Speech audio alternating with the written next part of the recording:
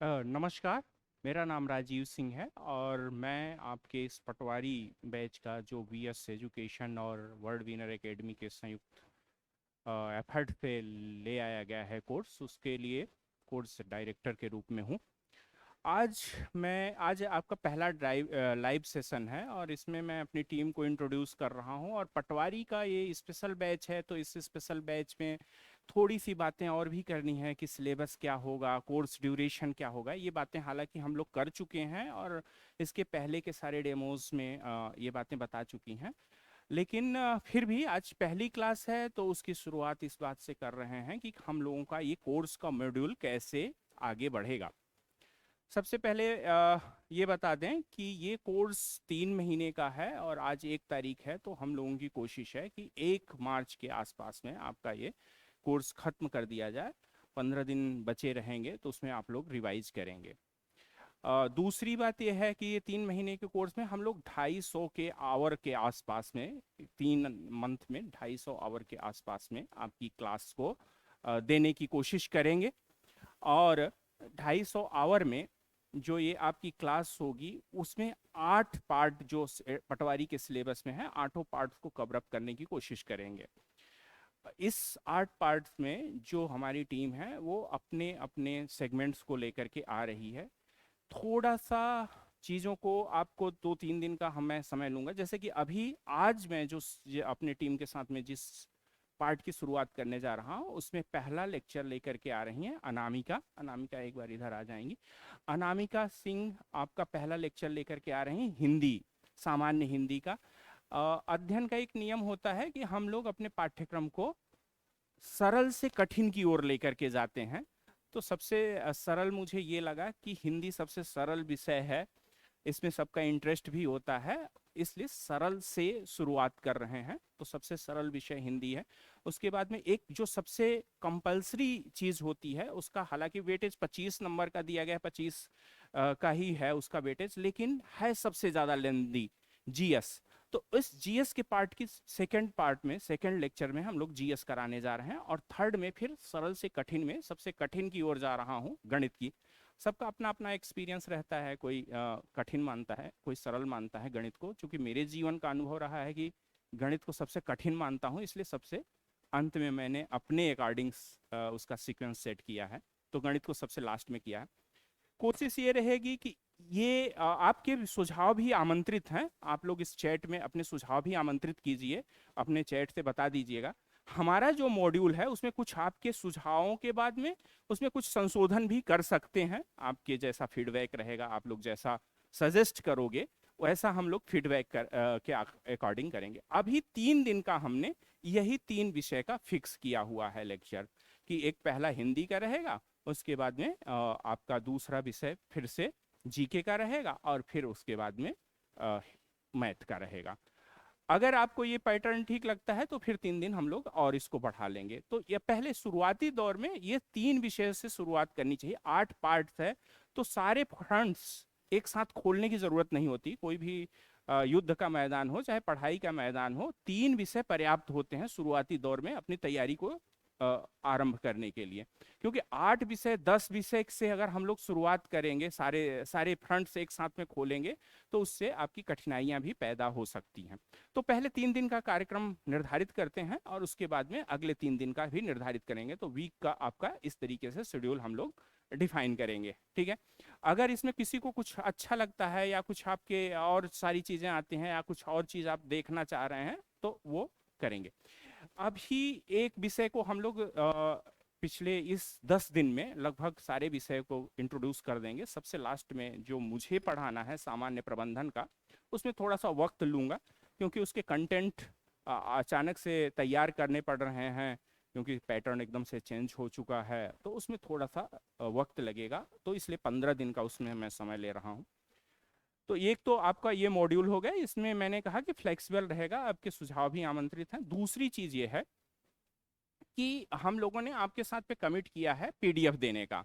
तो पीडीएफ भी हम आपको शेयर करेंगे, उसके लिए भी हम आपसे 3 दिन का और समय लेते हैं। ऐसा है कि आज हिंदी की क्लास शुरू हो रही है, एमपी जीके, जीके में भी बड़ा है तो उसमें जीके से, एमपी जीके से शुरुआत करते हैं, और मैथ का। तो इसमें आपको घबराने की ज़रूरत नहीं है, और आप 3 दिन का समय दीजिए। उसके बीच में बहुत सारी इंक्वायरी मत जनरेट करिएगा कि अरे पीडीएफ आज डाउनलोड नहीं हुई है। आप हमको 3 दिन का समय दीजिए, उसमें जैसे जैसे हम विषय को इंट्रोड्यूस करते जाएंगे पीडीएफ भी आपके ऐप पे अपलोड होती जाएगी। तो उसके लिए भी पैनिक नहीं होना है, और आराम से अपनी चीज़ों को हम लोग आगे स्मूथली बढ़ाएंगे, और स्मूथली बढ़ाने के साथ साथ में आपकी ये सारी चीज़ें होती भी जाएंगी। मेरे साथ में जो इस प्लेटफॉर्म पे जुड़े हुए हैं काफ़ी मेच्योर बच्चे हैं, काफ़ी तैयारी किए हुए बच्चे हैं, और अब तक हलचल भी हो चुकी है, तो लोग सिलेबस से भी अपने परिचित हो चुके होंगे। लेकिन हम लोगों ने भी अपने कुछ सिलेबस को डिज़ाइन किया हुआ है, और उस सिलेबस को अकॉर्डिंगली हम लोग अपने उस सिलेबस की पीडीएफ भी आपको आज मैं शेयर कर दूंगा पीडीएफ का। आज ये जैसे हमारा पहला है गणित का है, तो गणित में हम लोगों ने कुछ टॉपिक को कर दिया है, आप एक बार देखते जाएं कि क्या क्या गणित में आपको पढ़ना है। ये देखिए गणित का ये टॉपिक हो गया, तो ये 3 पेज का लगभग टॉपिक आपका गणित का हो गया। उसके बाद में सामान्य विज्ञान में बायोलॉजी का है, जीव एवं पादपों का वर्गीकरण, कोशिका, ऊतक, ये आपको पढ़ना है। मानव शरीर के तंत्र, पाचन तंत्र, श्वसन तंत्र, परिसंचरण तंत्र, तंत्रिका तंत्र, उत्सर्जन तंत्र, कंकाल तंत्र, सारे तंत्र ही तंत्र हैं, तो इस तंत्र को भी देखना है। अंतःस्रावी तंत्र, प्रजनन तंत्र, मानव रोग, ये वाली पीडीएफ आपको सारे सिलेबस के साथ में शेयर कर दी जाएगी। ये आपका फिजिक्स का है, फिजिक्स में भी आपके सारी चीजें हैं, बेसिक बेसिक जानकारी आपको होनी चाहिए, क्योंकि सिलेबस बहुत बड़ा है। सिर्फ 25 नंबर के क्वेश्चंस आपसे पूछे जाने हैं, तो इतना संभव नहीं हो पाएगा कवर अप करने का। एक हम लोगों का जो टारगेट है इस 250 आवर में, इस 250 आवर में इतना बड़ा जीएस के सिलेबस को भी कवर अप कराना है।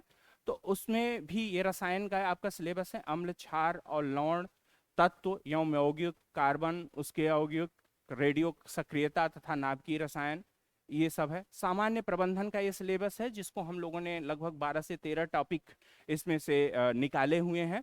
प्रबंधन, परिचय, प्रशासन, सामाजिक उत्तरदायित्व, नियोजन, निर्णयन, संगठन, अभिप्रेरणा और मोटिवेशन, उत्पादन के उपकरण, संचार, कार्मिक प्रशासन, प्रशासनिक नेतृत्व, लेखांकन, प्रेक्षण, विपणन, मानव संसाधन प्रबंधन, खरीद और स्कंध प्रणाली। जनरल इंग्लिश में ग्रामर, वैकाबुलरी और कॉम्प्रिहेंशंस, ये 3 टॉपिक्स को कवर करेंगे। ग्रामर में ये सारे टॉपिक्स हैं, ये इसकी पीडीएफ मिल जाएगी, इसकी डिटेल मैं नहीं पढ़ रहा हूँ, इसको जल्दी से आपको मैं दिखा दे रहा हूँ बस। सामान्य कंप्यूटर का ये है, कंप्यूटर हार्डवेयर का ये सारे टॉपिक्स कवर अप करने हैं। सामान्य ज्ञान में मध्य प्रदेश के सामान्य ज्ञान सबसे ऊपर है, आज इसी से हम लोग शुरुआत करेंगे। संविधान, भूगोल, इतिहास, भारतीय अर्थव्यवस्था, इतनी टॉपिक्स हम लोग अपने जीएस में कवर अप करने वाले हैं। समसामयिकी में भी कुछ सारी चीज़ें होंगी, आविष्कार और ये सारी चीज़ें। लास्ट में हम लोग समसामयिकी के टॉपिक्स को कवर अप करेंगे। कोशिश ये रहेगी कि हम लोग अपने चैनल्स पे कुछ और क्लासेस इंट्रोड्यूस करें, यूट्यूब चैनल्स पे समसामयिकी को लेकर के। तो ये सामान्य तार्किक योग्यता है, क्या रीजनिंग्स का लास्ट में आ रहा है। तो ये इतनी सारी टॉपिक्स हैं। बाकी ये मैंने एक ओवरऑल व्यू दे दिया है। बाकी जो भी टीचर्स आएंगे वो पहले अपने विषय को इंट्रोड्यूस करेंगे, सिलेबस को इंट्रोड्यूस करेंगे, अपनी चीज़ों को रखेंगे, उसकी रूपरेखा तैयार करेंगे, उसके बाद में अपने विषय पे आ जाएंगे। तो आपको ये ब्रीफली कर दिया है, इसको हम लोग आपको ये पीडीएफ मिल जाएगी इसकी सिलेबस की, और इस पीडीएफ के साथ में हम लोग आगे बढ़ेंगे। इतनी सी बात करनी थी। बाकी आपकी सारी क्वेरीज को हम लोग एंटरटेन कर रहे हैं, जो भी आपकी सवाल आएंगे उसका जवाब देने की कोशिश की जाएगी। एक बार मैं देख लेता हूं, कृपया सभी स्टूडेंट अपने वैलिडिटी 1 ईयर का है, जो पहले आपको बताया गया था वही वैलिडिटी है। चूंकि मैंने बताया कि उसमें कुछ एक्सपेरिमेंट हो रहे थे, तो ऊपर नीचे कहीं 6 महीने दिख गया होगा, उसके लिए आपको वरीड होने की ज़रूरत नहीं है। जब तक ये पटवारी का एग्ज़ाम है उसकी वैलिडिटी बने रहेगी, आप उसके लिए निश्चिंत रहिए। 1 साल का रहेगा। सर बेसिक से स्टार्ट करें, जिससे स्टार्टिंग से ही इंटरेस्ट बना रहे। मैथ जैसे सब्जेक्ट में नहीं, हाँ, मैथ जैसे सब्जेक्ट्स में वही था कि मैंने शुरू किया था। आप एक बार पढ़ करके देखो, मैथ बहुत बेसिक से सारी चीज़ें बताई जाएंगी, और ऐसा नहीं है कि आपको में इंटरेस्ट नहीं, चूंकि 25 नंबर का है और बहुत सारे लोग इसमें आपके कंपटीटर जो होंगे वो ऑलरेडी अच्छा कर रहे हैं। तो अब देखो, ऐसा कोर्स तो हम लोग कर नहीं रहे हैं कि साल 1.5 साल का कोर्स है, आपके 3 महीने का है और 3 महीने में इन्हीं 8 पार्ट्स को आपको सबको करना है। तो इंटरेस्ट बनाए रखने की कोशिश करेंगे, लेकिन मैथ पढ़ना एक जरूरी चीज है, मैथ के बिना सिलेक्शन नहीं होगा। तो मैथ को तो इंट्रोड्यूस करना ही पड़ेगा, तो मैथ से आप बच नहीं पाओगे। तो मैथ को धीरे से सरल से कठिन की ओर हम लोग ले जाएंगे। एक बार पढ़ करके देखो, आपको खुद ही मजा आएगा, मैथ करना सीख जाओगे। जो मैथ के श्रीकांत नेमा सर आ रहे हैं, श्रीकांत नेमा सर का भोपाल में और वर्ल्ड विनर एकेडमी के साथ में बहुत लंबा एक एसोसिएशन रहा है, और उनकी क्वालिटी के अनडाउट फुल है। तो उसके लिए आप निश्चिंत रहो, एक बार पढ़ करके देखो, आपको अच्छा लगेगा और उसमें कोई समस्या नहीं आएगा। थोड़ा वॉल्यूम बढ़ाइए सर। ओके, कोशिश करते हैं थोड़ा वॉल्यूम बढ़ाने की। आपका इतना लोगों का हो गया, मेरी बात खत्म हो चुकी है। अब हम लोग सीधे टू द पॉइंट अपने विषय पे आ जाते हैं, और अनामिका है, अनामिका अपनी बात को आगे बढ़ाएंगे और बात करेंगी, बाकी आपका जो क्वेरीज रहे।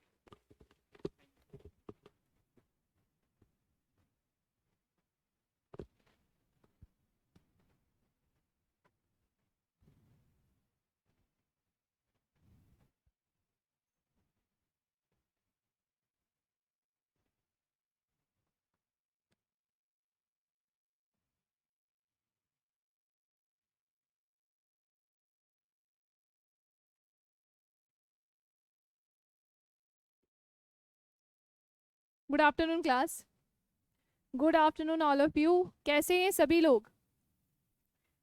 बढ़िया। ऑफलाइन ऑनलाइन सभी लोग बढ़िया है ना?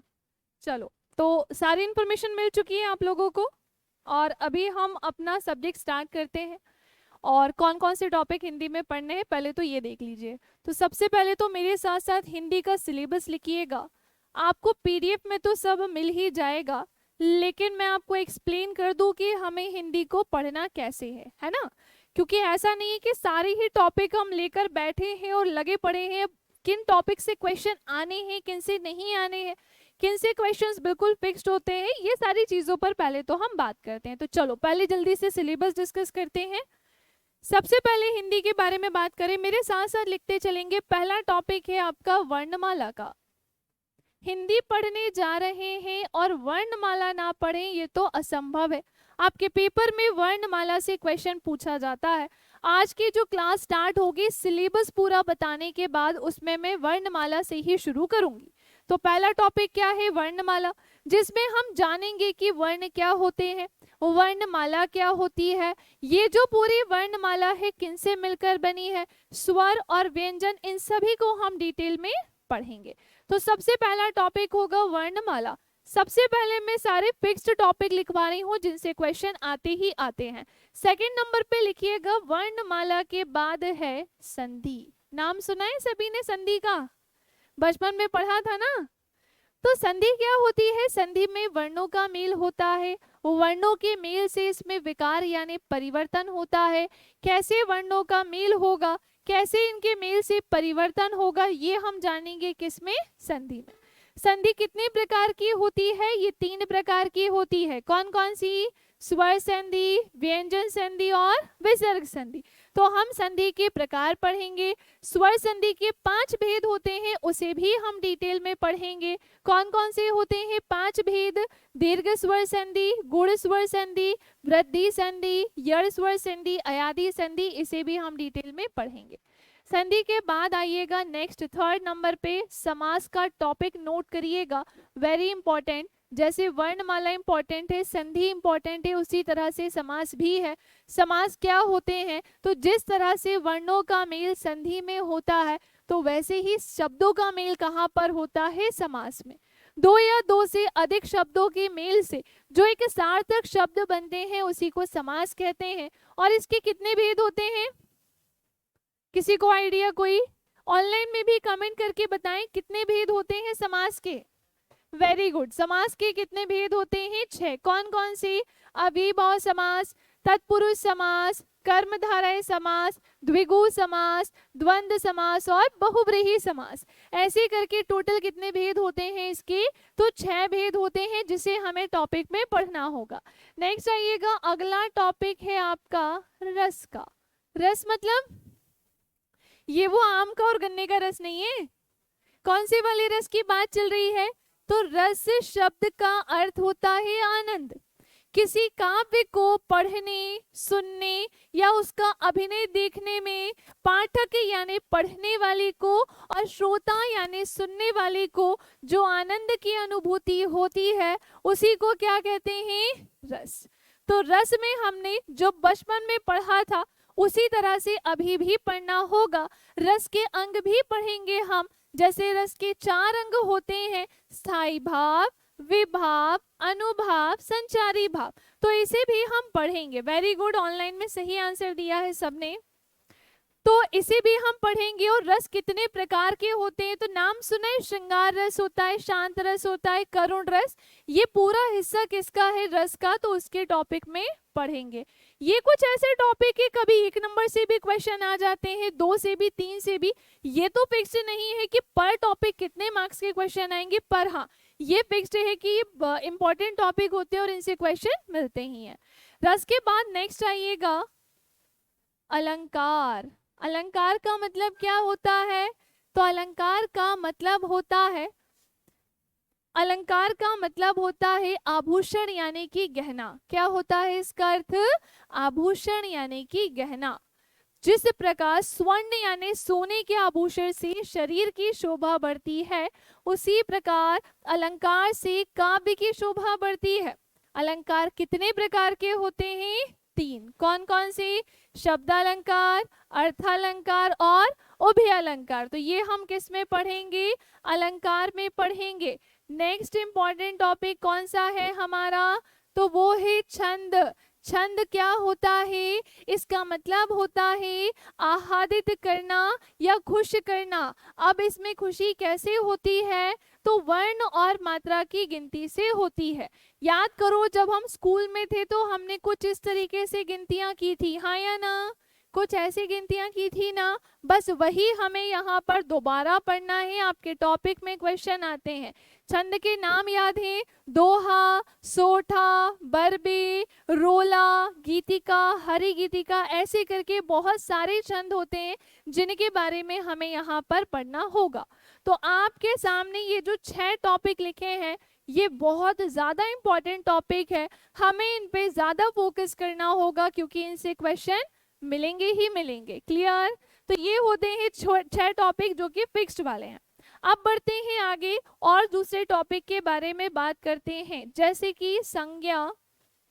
लिखते चलें। संज्ञा के बाद लिखिएगा सर्वनाम, फिर लिखिएगा क्रिया, फिर लिखिएगा विशेषण। संज्ञा, सर्वनाम, क्रिया, विशेषण और लिखिएगा अव्यय। अव्यय के बाद लिखिएगा कारक। कारक के बाद लिखिएगा लिंग।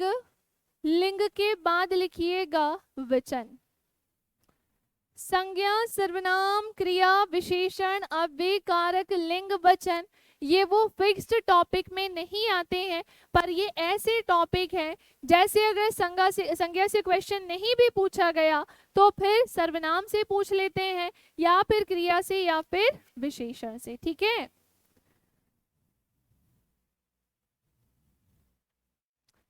छंद के बारे में एक बार फिर से बता देती हूँ। केवल एक छोटा सा इंट्रोडक्शन मैंने दिया था कि छंद क्या होते हैं, तो दोबारा सुनिएगा। छंद का मतलब होता है आह्लादित करना। आह्लादित मतलब होता है खुश करना। अब छंद में खुशी कैसे होती है? तो जहां पर भी वर्ण और मात्रा को गिना जाए तो वर्ण और मात्रा के नियमित संख्या के विन्यास से जो खुशी उत्पन्न होती है उसी को छंद कहते हैं। हमने बचपन में जो गिनती की थी 1 2 2 1 कुछ इस तरीके से जो गिनतियां की थी, बस वही गिनती हमें यहाँ पर दोबारा सीखनी है और वो करनी होगी। 2 चीजें इसमें हमें पढ़नी होगी, छंद के अंग, और छंद के अंग पढ़ने के बाद पढ़ने होंगे प्रकार, जिसमें बहुत सारे छंद हमें पढ़ने होंगे। क्लियर? अब सचिन गुप्ता जी क्लियर हो गया? चलिए आगे आते हैं। अब हम जानते हैं संज्ञा, सर्वनाम, क्रिया, विशेषण के बारे में थोड़ा थोड़ा। अच्छा ये बताओ संज्ञा क्या होती है? बचपन में पढ़ा था ना हमने, किसी व्यक्ति, वस्तु, स्थान, जाति, भाव के नाम को संज्ञा कहते हैं। बस इसी को थोड़ा सा और डिटेल में जाके हमें यहाँ पर पढ़ना होगा। सर्वनाम क्या होता है? तो सर्वनाम नाम में ही छुपा है। सर्व मतलब सबका, और सबका क्या हो जाएगा? नाम। सभी का नाम क्या कहलाता है? सर्वनाम। या आप ऐसा भी कह सकते हो, संज्ञा के स्थान पर प्रयुक्त होने वाले संज्ञा के स्थान पर प्रयुक्त होने वाले शब्द ही क्या कहलाते हैं? सर्वनाम। जैसे ये है, वह है, ये, वे, इसका, उसका, इनका, उनका, तू, तेरा, तुझे, तुझको, मैं, मेरा, मुझे, मुझको, ये सारे ही शब्द क्या होते हैं? सर्वनाम, जिनका प्रयोग मैं केवल मेरे लिए नहीं करती हूँ बल्कि आप भी अपने लिए करते हैं, इसलिए इसे क्या कहा गया है? सबका नाम कहा गया है। इसके कितने भेद होते हैं? 6 भेद होते हैं, जो कि हम क्लास में पढ़ेंगे। नेक्स्ट है उसके बाद क्रिया। भाई क्रिया क्या होती है? जिस शब्द के द्वारा कार्य के करने या होने का बोध हो। जैसे मैं आपको क्या कर रही हूँ? पढ़ा रही हूँ, तो पढ़ाना क्या है? एक तरीके से क्रिया है। आप सभी लोग क्या कर रहे हो? पढ़ रहे हो, तो पढ़ना क्या हो जाएगी? क्रिया। हंसना, रोना, खाना, पीना, उठना, बैठना, ये सब क्या होती है? क्रिया। क्रिया 2 प्रकार की होती है, एक सकर्मक होती है और एक अकर्मक होती है। ये दोनों ही हमें क्लास में पढ़ना होंगे। तो ये हो गई क्रिया भी, संज्ञा बता दिया, सर्वनाम और क्रिया। अच्छा, विशेषण पे अब आते हैं। विशेषण क्या होते हैं? तो संज्ञा और सर्वनाम की विशेषता बताने वाले शब्दों को ही क्या कहते हैं? तो इसी को विशेषण कहते हैं। किसे कहते हैं विशेषण? तो संज्ञा और सर्वनाम की विशेषता बताने वाले शब्दों को विशेषण कहते हैं। एक बात बताओ, विशेषता अच्छी ही होती है क्या? तो ऐसा तो नहीं है। अगर मैंने बोला राम एक अच्छा लड़का है, तो ये तो राम की विशेषता हो गई कि वो कैसा है? अच्छा है। लेकिन अगर मैंने बोला राम एक बुरा लड़का है, तो ये भी उसकी क्या है? विशेषता है। तो विशेषता पॉजिटिव, नेगेटिव, सकारात्मक, नकारात्मक दोनों ही हो सकती है। इसके कितने भेद होते हैं विशेषण के? 4, जो कि हम पढ़ेंगे। नेक्स्ट है अव्यय। अव्यय क्या होते हैं? तो ये शायद आपने पहली बार टॉपिक के रूप में देखा होगा, तो ध्यान से सुनो। आप सारे संज्ञा शब्दों को हटा दो, मतलब किसी व्यक्ति, वस्तु, स्थान, जाति, भाव, सबके नाम को हटा दो। सर्वनाम शब्दों को हटा दो, मतलब सबका जो नाम आता है ना, जो हम सबके लिए प्रयुक्त करते हैं, ये है, वे है, ये, वे, इसका, उसका, ये सब हटा दो। सारी क्रिया, सारी विशेषण हटाने के बाद जो भी बचता है उसे क्या कहते हैं? अब बताओ बचा क्या? कमेंट करो और आप लोग भी बताओ क्या बचा। पता नहीं कुछ बचा कि नहीं बचा, है ना? कहना मैडम सब तो बोल दिया, बताओ क्या बचा? अच्छा, 2 वाक्यों को जोड़ने के लिए कुछ प्रयोग होता है। उपसर्ग तो अलग ही टॉपिक हो जाएगा। और, या, एवं, अथवा, बचा कि नहीं बचा? ये तो कहीं नहीं गया, तो ये सब किस में चले जाएंगे? अव्यय में। और, या, एवं, अथवा, लेकिन, किंतु, परंतु, आगे, पीछे, निकट, समीप, ये सारे ही शब्द क्या होते हैं? अव्यय। अव्यय के कितने भेद होते हैं? 4, जो कि हम पढ़ेंगे। क्लियर हो गया? तो ये एक नया टॉपिक बिल्कुल नहीं है, बस हमने ध्यान नहीं दिया इसके ऊपर कभी। नेक्स्ट है कारक। कारक के बारे में बात करें तो बचपन में हमने बहुत बार इसे पढ़ा है। जैसे कर्ता ने कर्म को करण से, के द्वारा, संप्रदान के लिए, अपदान से, अलग होने के भाव से, संबंध का, की के, अधिकरण में, पर, संबोधन है। अरे कितने लोगों को याद है ये? ऑनलाइन वाले जल्दी से कमेंट करो, ऑफलाइन वाले भी बता दो। याद है सबको? किसी को नहीं है? मैं सुनती भी हूँ। हाथ खड़ा करना तो सोच समझ के करना। चलिए, नहीं भी याद है तो डोंट वरी, मैं क्लास में करवा दूंगी। कैसे करवाऊंगी वो मैं आपको पढ़ाते टाइम बताऊंगी कि कैसे याद कराना है, पर हाँ ये हमें करना होगा। नेक्स्ट है लिंग। लिंग के बारे में बात करें तो लिंग का मतलब होता है चिन्ह यानी कि निशान। संस्कृत में ये 3 प्रकार के होते हैं और हिंदी में 2 प्रकार के होते हैं। संस्कृत में 3 कौन कौन से होते हैं? एक पुल्लिंग, स्त्रीलिंग और नपुंसकलिंग। और हिंदी में कितने प्रकार के होते हैं? 2, एक पुल्लिंग होता है और एक स्त्रीलिंग होता है। तो ये सबको पता है कि जो पुरुष जाति का बोध कराते हैं पुल्लिंग कहलाते हैं, और जो स्त्री जाति का बोध कराती है स्त्रीलिंग कहलाती है। तो जल्दी से कमेंट सेक्शन में बताओ, और आप लोग भी बताओ कि सोहन शब्द में कौन सा लिंग है? हमें हिंदी के लिंग पढ़ने हैं, या तो स्त्रीलिंग होगा या तो पुल्लिंग, बताओ। तो सोहन क्या है? Pulling, very good. सीता शब्द में कौन सा लिंग है? ऐसा कोई भी क्वेश्चन आपके पेपर में नहीं आने वाला है। इतना इजी तो कभी जीवन में नहीं आने वाला है, ठीक है? इतना इजी तो कभी जीवन में नहीं आने वाला है। पेपर में क्वेश्चन ये आता है पंखे में कौन सा लिंग है, गुस्से में कौन सा लिंग है, आलस में कौन सा लिंग है, ऐसे अजीब क्वेश्चन आएंगे। अब हम कहेंगे पंखे में भी लिंग होता है क्या? डेफिनेटली होता है, बिल्कुल होता है। पर्दे में भी होता है, खिड़की में भी लिंग है, पेन में भी है, लाइट में भी है, पानी में है, बॉटल में है, सब में लिंग है। उसकी ट्रिक होती है, मैं लंबी चौड़ी कोई लिस्ट याद नहीं करवाने वाली हूँ, है ना? ऐसा कुछ भी हम नहीं करेंगे, सिंपल सी एक ट्रिक है। जब मैं आपको पढ़ाऊंगी तो बताऊंगी इस ट्रिक का प्रयोग करके कैसे आप लिंग की पहचान कर सको। क्लियर? बाकी हम स्त्रीलिंग पुल्लिंग में जो परिवर्तन होता है वो भी यहाँ पर जानेंगे। नेक्स्ट आ जाओ, वचन। वचन मतलब ये वो पहली बार 7 वचन नहीं है ना। कौन से वचन है? 2 वचन। या तो मतलब ये 2 प्रकार के होते हैं, या तो एक वचन होगा या तो बहुवचन। जहां किसी व्यक्ति वस्तु या स्थान के एक होने का बोध होगा उसे एक वचन कहेंगे, और जहां इनके 2 या 2 से अधिक होने का बोध होगा उसे बहुवचन। एक बात बताओ, माता शब्द जो है ये एक वचन है या बहुवचन? सब लोग आंसर दो, एक वचन बहुवचन? पक्का कंफर्म? इसका बहुवचन क्या होता है? माताएं। तुम तो यही गलत कर दिया तुमने तो। सब लोग आंसर दीजिएगा कि इसका बहुवचन क्या होता है। वीडियो रुक रही है क्या? वीडियो प्रॉपर चल रही है भाई, नेट चेक करो एक बार। माता का बहुवचन माताएं ही होता है, माताओं नहीं होता। माताओं भी होता है। अच्छा, पिता का क्या होता है फिर? आप ही ने बोला है ना माता का माताएं होता है, तो पिता का क्या होता है? पिताएं या पिताओं? चाचा का चाचाएं, चाचाओं? तुम खुद ही गलत हो गए यहाँ पर। तो बस यही हमें यहाँ पर यही पढ़ना है, ठीक है? हाँ, बस हमें यहाँ पे यही पढ़ना है कि कैसे एक वचन से बहुवचन होगा। माता शब्द एक वचन है, लेकिन नियम ये कहता है कि आदरणीय व सम्मानीय व्यक्तियों के लिए एक वचन के स्थान पर बहुवचन का प्रयोग होता है।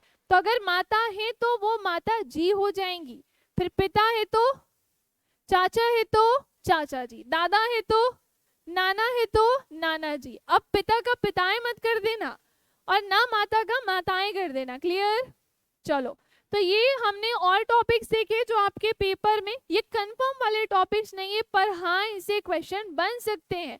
अगर आपको वचन से नहीं तो लिंग से मिलेगा, और हो सकता है किसी सेट में लिंग से ना मिलके वचन से मिल जाए, तो आएगा ये भी। नेक्स्ट आते हैं उसके बाद 15th नंबर पे लिखिएगा वाक्य भेद। वो आपने सुना है ना, निषेधवाचक वाक्य होते हैं, आज्ञावाचक वाक्य होते हैं, विधानवाचक वाक्य होते हैं, इच्छावाचक वाक्य होते हैं। चाची का चाचियां होता है, वेरी गुड। तो अपनी तरफ से थोड़ा ज्यादा हमें कोशिश नहीं करनी है, जैसे अभी माता का माताएं, चाची का चाचियां कर दिया, ऐसा कोई एक्सपेरिमेंट मत करो। वैसे ही बड़े साल बाद पेपर हो रहा है, ऐसा कुछ हमने करके गलत आंसर लगा दिया ना तो दिक्कत हो जाएगी, ठीक है? चलो, वाक्य भेद में बता दिया मैंने क्या क्या पढ़ना है। तो निषेधवाचक, आज्ञावाचक, ये सारे वाक्य हमें यहाँ पढ़ने होंगे। सरल, संयुक्त, मिश्र सब आ जाएगा। नेक्स्ट आइएगा शब्द भेद। अगले टॉपिक का नाम क्या है? शब्द भेद।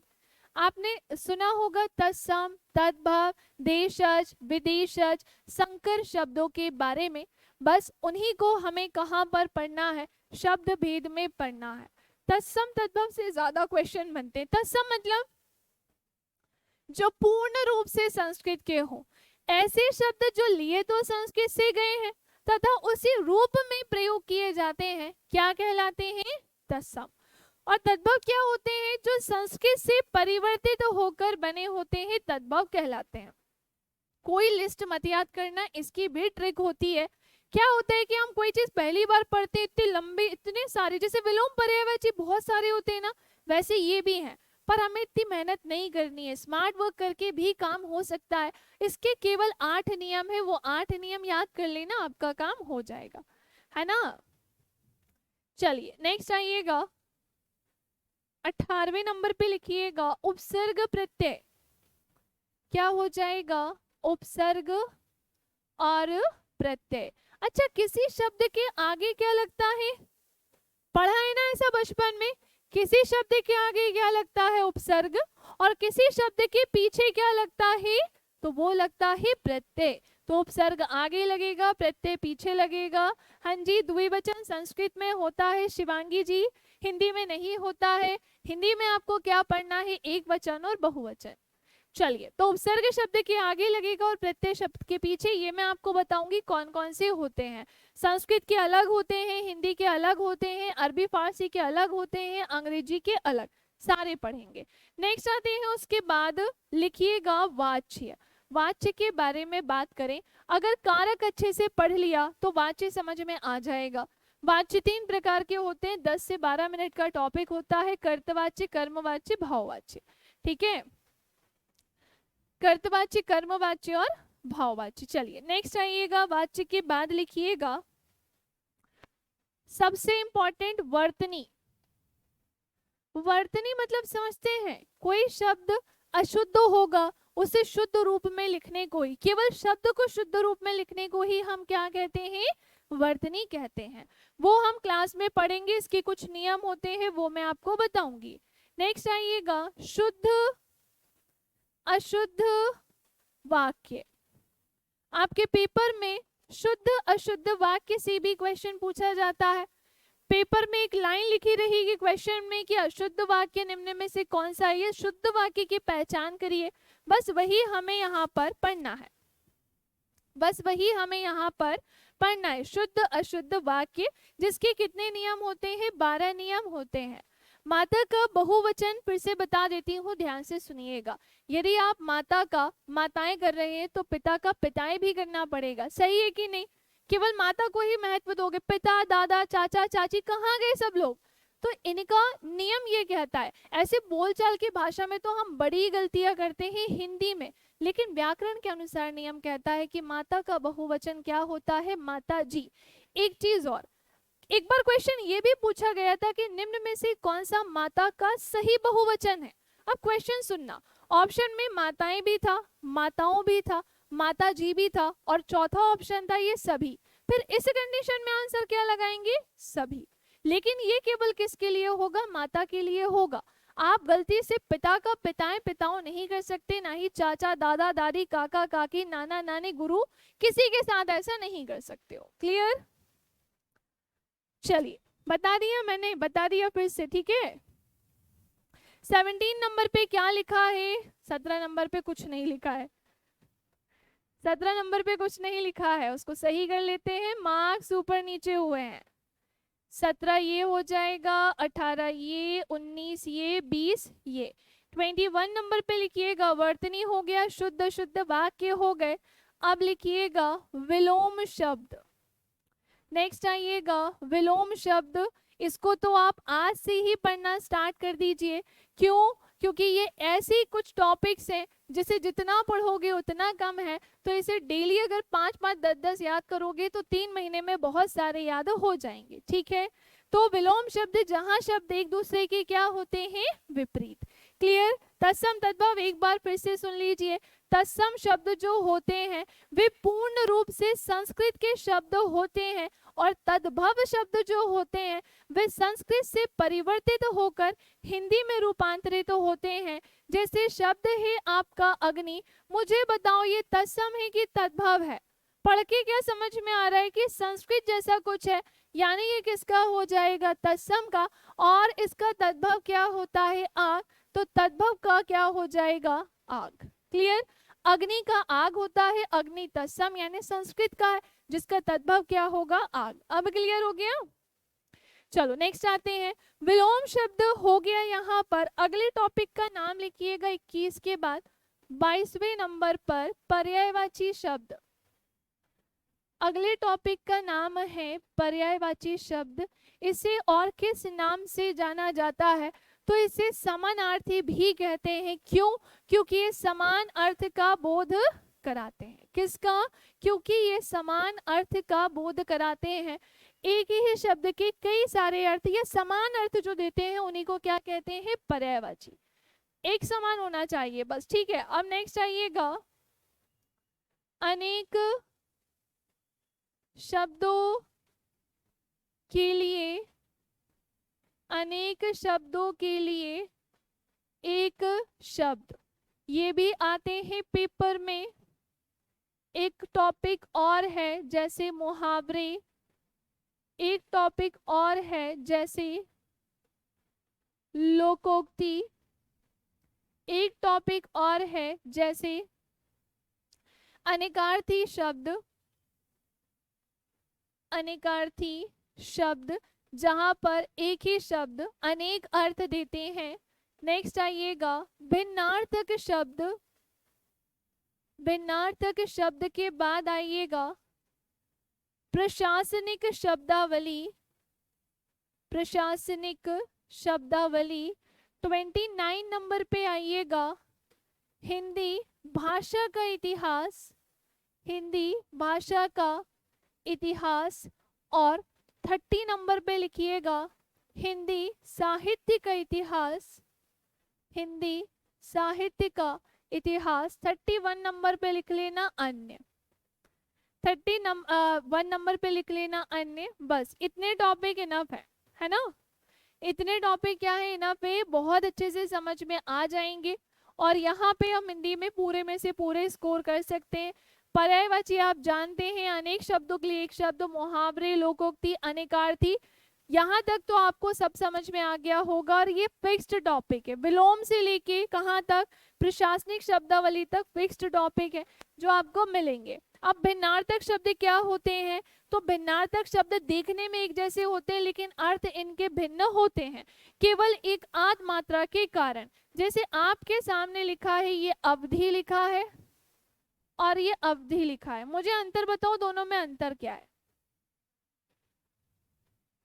अच्छा, भाषा एक होती है ना, अवधि भाषा होती है, वो क्या है, नीचे वाली भाषा है या ऊपर वाली, नीचे वाली भाषा है। और ऊपर वाली क्या है, समय कौन सा है, समय नीचे वाला है। और ऊपर वाली क्या है, भाषा है ना। तो इसी को क्या कहते हैं, अवधि, यानी अवध की भाषा जो है वो ऊपर वाली और नीचे वाला क्या है, समय है। कंफ्यूजन हुई ना, बस यही क्या कहलाते हैं, भिन्नार्थक शब्द। वो तो मैंने 4 ऑप्शन नहीं दिया आप लोगों को, वरना हमारी व्यापम इतने प्यारे प्यारे ऑप्शन देती है कि हम उसी में कंफ्यूज हो जाते हैं। खैर, इसे भी हमें पढ़ना होगा। प्रशासनिक शब्दावली में हिंदी में शब्द होते हैं तो इंग्लिश में मीनिंग बताना होता है, और इंग्लिश में होगा तो हिंदी में 4 ऑप्शन रहेंगे, उसी को देखकर बताना है। क्लियर, चलो। तो नेक्स्ट है फिर हिंदी भाषा का इतिहास। हमें हिंदी भाषा के बारे में अगर जानना है, कुछ भी जानना है, वो कहाँ पर पढ़ेंगे, तो वो हम पढ़ेंगे हिंदी भाषा के इतिहास में। सबसे पहले तो ये बताओ, मातृभाषा क्या होती है। मैं कह रही हूँ क्या होती है, तो कह रहे हो हिंदी। मातृभाषा है क्या, माता के द्वारा बोली गई भाषा ही क्या कहलाती है, मातृभाषा कहलाती है। और हमारी मातृभाषा क्या है, कुछ नहीं है। क्यों नहीं है, अब मान लो जैसे मैं यूपी से हूँ तो मेरी मम्मी ने तो अलग भाषा सिखाई है, कोई यहाँ पे गुजरात से होगा तो उनकी मम्मी ने गुजराती सिखाई होगी, कोई महाराष्ट्र से होगा तो मराठी सिखाई, कोई फॉरेन से आया होगा तो मम्मी ने अगर अंग्रेजी बोली है शुरू से तो वो भी क्या बोलेगा, अंग्रेजी। तो मातृभाषा वे भाषा होती है जिसे शिशु यानी बच्चा बाल्यावस्था यानी बचपन में अपनी माँ से सीखता है, उसी को क्या कहते हैं, मातृभाषा। फिर राजभाषा क्या होती है, अच्छा मातृभाषा में कोई भाषा नहीं आएगी, ठीक है, ये माता पर निर्भर करती है। लेकिन राजभाषा क्या होती है ये बताओ,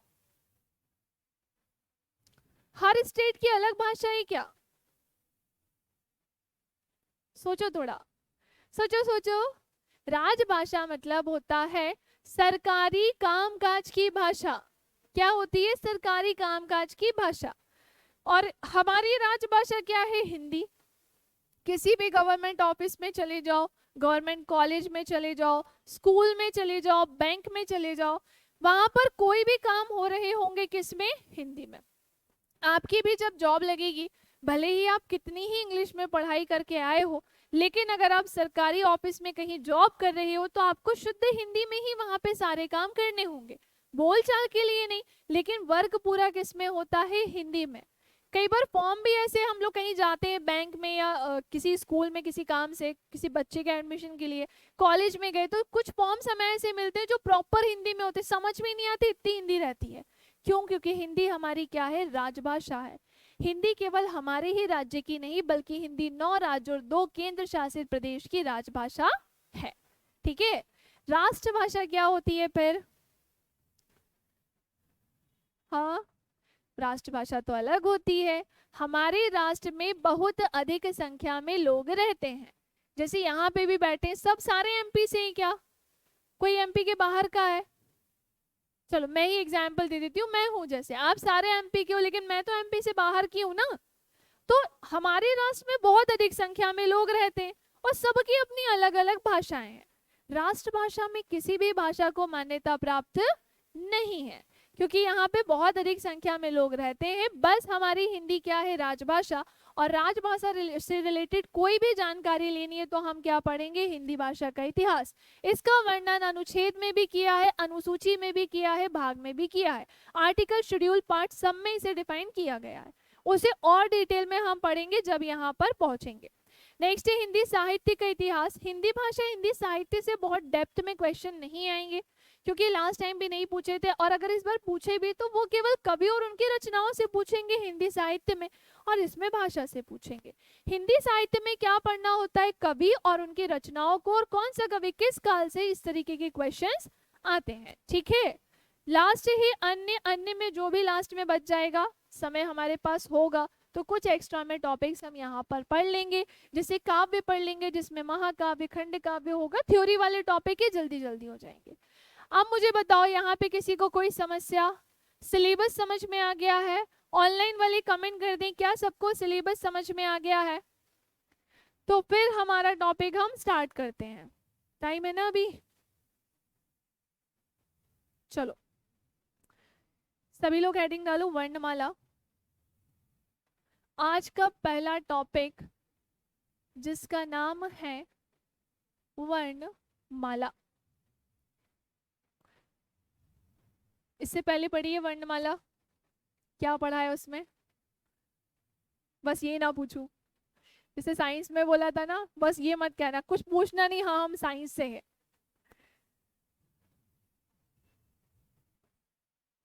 चलो ध्यान से देखो, पेन छोड़ दो पहले तो, और सारे केवल समझो। बिल्कुल बेसिक से चल रहे हैं ना, इससे बेसिक कुछ होगा नहीं। सबसे पहले तो वर्णमाला की तोड़ फोड़ करते हैं, और हम ये जानते हैं कि वर्ण क्या होते हैं। तो एक लाइन आपको याद करनी होगी, और वो लाइन ये है कि भाषा की सबसे छोटी इकाई, भाषा की सबसे छोटी इकाई ध्वनि है, ध्वनि है। उस ध्वनि को ही, उस ध्वनि को ही वर्ण कहते हैं, को ही वर्ण कहते हैं। पेपर में क्वेश्चन आता है भाषा की सबसे छोटी इकाई क्या है, तो वो ध्वनि है, और उस ध्वनि को ही क्या कहते हैं, वर्ण कहते हैं। एक चीज और, अब इससे तो समझ में आ नहीं रहा है कि क्या कहना चाह रहे हैं, तो इतना याद रखो, केवल अ क्या है, एक वर्ण है, प क्या है, एक वर्ण है, और चा क्या है, एक वर्ण है। हाँ या ना? जितने भी सिंगल सिंगल होते हैं ये सारे क्या कहलाते हैं, वर्ण। तो हम ये भी तो कह सकते हैं ना कि अ से लेकर ज्ञ तक और श, ये सारे जो सिंगल सिंगल हैं ये सब क्या कहलाते हैं, वर्ण। कोई समस्या? ये सारे जो सिंगल सिंगल है, अ से लेके ज्ञ तक, और इसमें श्र भी शामिल होता है, ये सारे क्या कहलाते हैं, वर्ण। चलो ये तो हो गई वर्ण की बात। पेपर में ऐसा कुछ नहीं आएगा, वो सिर्फ ऊपर वाली लाइन देते हैं कि भाषा की सबसे छोटी इकाई क्या है, तो या तो ध्वनि मिलेगा या तो वर्ण। तो हमें आंसर ऑप्शन को देख के लगाना है। अब नेक्स्ट क्या है फिर, अब वर्णमाला किसे कहते हैं, तो क्या बोलेंगे हम, वर्णों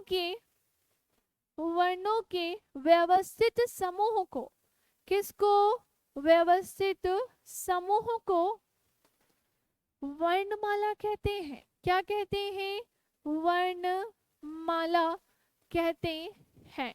तो ध्यान से देखिएगा, वर्णों का जो व्यवस्थित समूह होता है, मतलब इन वर्णों का प्रयोग करके हमें तैयार करनी होगी वर्णमाला या एक शब्द। जैसे मैंने बोला पा एक वर्ण है, का एक वर्ण है और चा एक वर्ण है। क्या लिखा है? पकच मतलब, पकच मतलब क्या होता है? तो इसका तो कोई मीनिंग ही नहीं है। तो ऐसा नहीं है कि वर्णों का मेल करके हम कुछ भी बना देंगे, कुछ भी नहीं बनना है। हमें वर्णों का मेल करके एक शब्द या वर्णमाला तब रेडी होगी जब वो कुछ अर्थ देगी। जैसे का एक वर्ण है, माँ एक वर्ण है और ला भी एक वर्ण है। क्या ये कुछ बना है? डेफिनेटली बना है। और ये क्या बना है? एक शब्द बना है। क्या इसका कोई अर्थ होता है? बिल्कुल होता है। कमल एक सार्थक शब्द है जो कुछ ना कुछ अर्थ दे रहा है, कमल का अर्थ होता है। लेकिन ये शब्द क्यों नहीं बन पाया? क्योंकि इसने अर्थ नहीं दिया। क्या मुझे बता दो, सबको समझ में आया कि वर्ण क्या होती है और वर्णमाला क्या होती है? तो भाषा की सबसे छोटी इकाई क्या होती है? ध्वनि। और उसी को हम क्या कहते हैं? वर्ण। वर्णमाला क्या होती है? इन वर्णों के व्यवस्थित समूह को ही क्या कहते हैं? वर्णमाला। नेक्स्ट आइएगा, हमारी जो वर्णमाला है वो किससे मिलकर बनी है? तो हम क्या बोलेंगे कि हमारी वर्णमाला दो चीजों से मिलकर बनी है। किन किन से? बचपन में पढ़ा था ना, एक तो होते हैं स्वर और एक होते हैं, स्वर और व्यंजन से ही मिलकर क्या बनी है हमारी वर्णमाला। कोई समस्या, कोई डाउट? और ये स्वर क्या होते हैं? तो ये स्वतंत्र होते हैं, किसी पर निर्भर नहीं करते। और व्यंजन क्या होते हैं? तो ये स्वर की सहायता से बोले जाते हैं। कैसे? तो वो हम समझेंगे। नोट करो अभी से, ऑनलाइन वाले भी नोट करें, सबको नोट्स बनाना है ना। लिख कर पढ़ने से चीजें जल्दी याद होती हैं।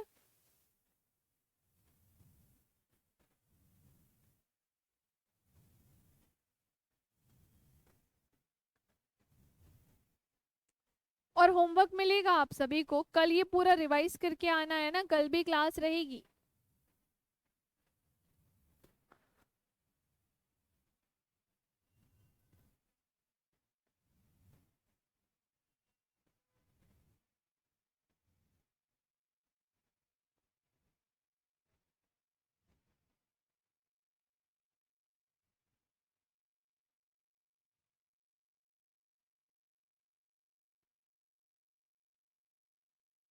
पेड कोर्स का कोई व्हाट्सएप है क्या?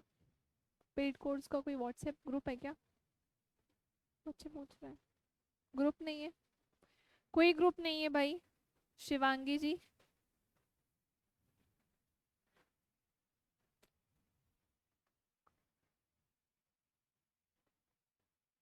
क्या हुआ?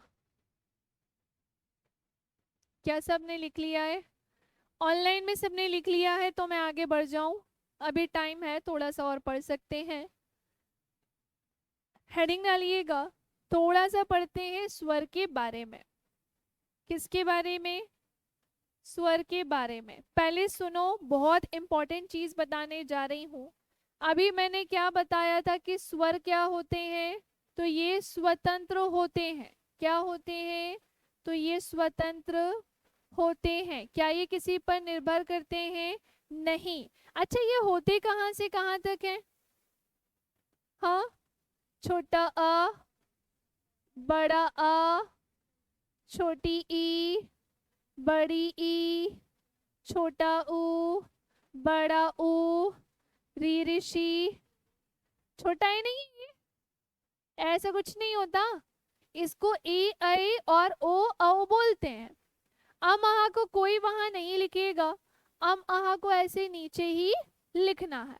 अम आहा के बारे में थोड़ा सा भी बात करेंगे। अच्छा, अ से लेके आहा तक ये टोटल कितने हैं? गिनो। और स्वरों की कुल संख्या कितनी होती है? अ से लेके आहा तक ये कितने हैं? 13। लेकिन स्वरों की कुल संख्या कितनी होती है? तो वो 11 होती है। अब 11 कैसे होती है? तो 13 को शामिल नहीं करना है, दो छूटते हैं, तभी तो अम आहा को अलग से लिखा है। और किसे छोड़ा है? अम आहा को। क्यों छोड़ा है? क्योंकि इसे क्या कहते हैं? अयोगवाह। क्या कहते हैं? अयोगवाह। अनुस्वार आ रहे वहां पर, इसे क्या बोलते हैं? अयोगवाह। अयोगवाह मतलब होता है वे वर्ण जो ना तो स्वर है ना तो व्यंजन है, लेकिन परिस्थिति के अनुसार स्वर भी है व्यंजन भी, ऐसे वर्ण क्या कहलाते हैं? अयोगवाह। अब इनमें भी देखिएगा अम को क्या कहते हैं? तो ये कहलाता है अनुस्वार। क्या कहलाता है? अनुस्वार। और ये अह क्या कहलाता है? तो इसे कहते हैं विसर्ग। क्लियर? इसे क्या कहते हैं? विसर्ग। तो अयोगवाह की संख्या कितनी होती है? 2। कौन कौन से होते हैं? अम और अह। अम को क्या कहते हैं? अनुस्वार। अह होता है विसर्ग। व्यापम ने खुद स्वरों की कुल संख्या 11 बताई है। ऑप्शन में 13 भी होगा, फिर भी आंसर आपको क्या लगाना है? 11। रीजन मैं आपको बता चुकी हूँ कि रीजन क्या होगा। एक लास्ट और देख लो कि मूल रूप से स्वरों की संख्या कितनी होती है? तो मूल रूप से स्वर होते हैं 13, कहीं नहीं होते हैं 13, होंगे ही नहीं कहीं पे। मूल रूप से स्वरों की संख्या 10 होगी, जिसमें अब हम किसे शामिल नहीं करेंगे? री ऋषि। दैट्स इट, बस इतना ही पेपर में यहाँ से आता है। और स्वरों का वर्गीकरण पढ़ेंगे हम पर नेक्स्ट क्लास में। मुख के आधार पर स्वर कहाँ से बोले जाएंगे, जीभ का प्रयोग करके कैसे उच्चारित होंगे, होठ के आधार पर सब पढ़ेंगे, पर वो नेक्स्ट क्लास यानी कि कल। ये वाला नोट करो और कोई भी डाउट हो तो पूछ लो।